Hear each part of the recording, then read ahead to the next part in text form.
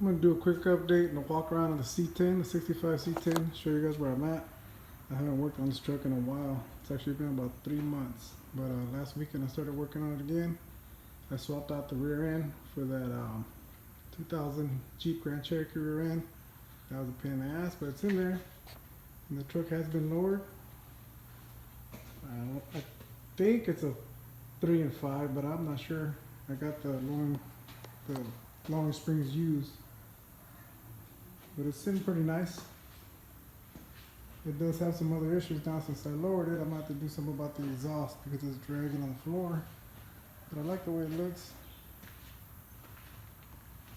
Let's see.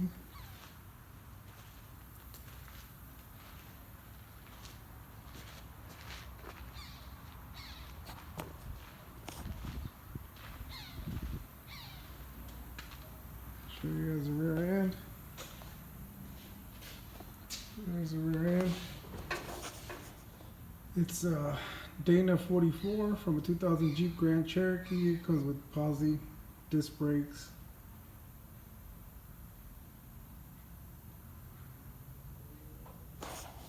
Anyways, I ended up cutting all the brackets off the other one, welded them onto this one.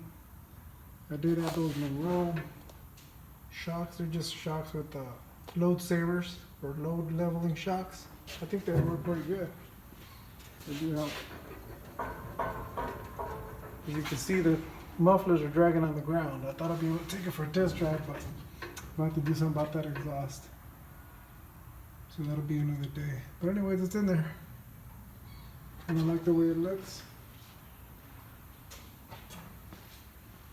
Here's what's left of the other rear end. I ended up having to cut it because that other rear end was 2 3/4. The tube, and this one was 3 inches. So I cut off a couple pieces and I sleeved the other rear end and welded everything onto that.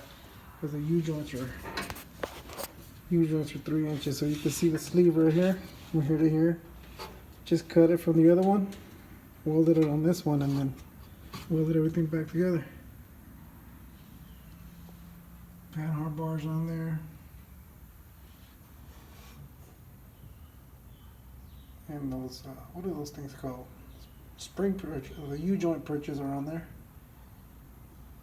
I also had to order those because they're supposed to be at an angle